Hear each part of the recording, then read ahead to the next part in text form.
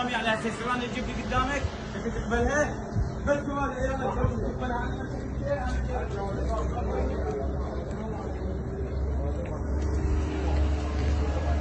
السلام عليكم، احنا هالي منطقة اليرموك حي الداخلية.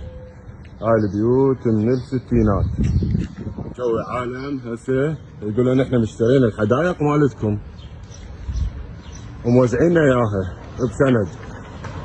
وعندي الفيديو الثاني موجودين هم مدير عام بالكهرباء. هذا بيتي، افتح الباب اريد ياخذ الحديقة.